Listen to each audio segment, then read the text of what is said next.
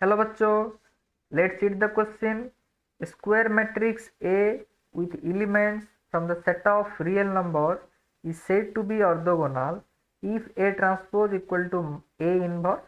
If A is an orthogonal matrix, then four option given है। ये four को हमें वेरीफाई करना है, कौन सा ऑप्शन करेक्ट है कौन सा नहीं है हमें वेरीफाई करना है। तो चलिए इसका सॉल्यूशन करते हैं।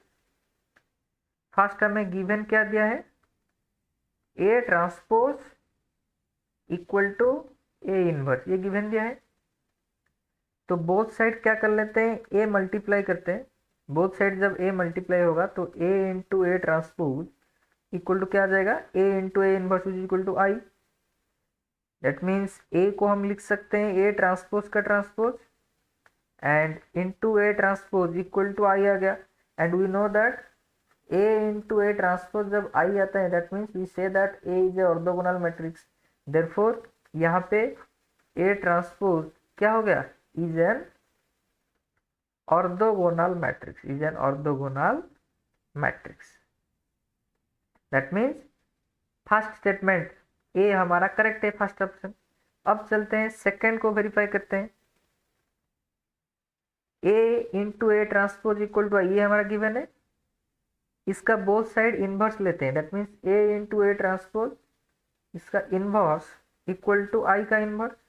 And we know that A into B inverse equal to A inverse into B inverse into I inverse का क्या होता है, आइडेंटिटी मैट्रिक्स का इनवर्स आई ही होता है। And we know that A transpose का इनवर्स, इसको लिख सकते हैं हम ए इनवर्स का transpose into A inverse equal to आई। तो फिर से ये A inverse into A inverse का ट्रांसपोज, ये आई आ गया। Therefore A inverse is also is an orthogonal matrix, orthogonal matrix. That means option B भी हमारा करेक्ट है। अब चलते हैं हमारा अर्जेंट वेरीफाई करते हैं।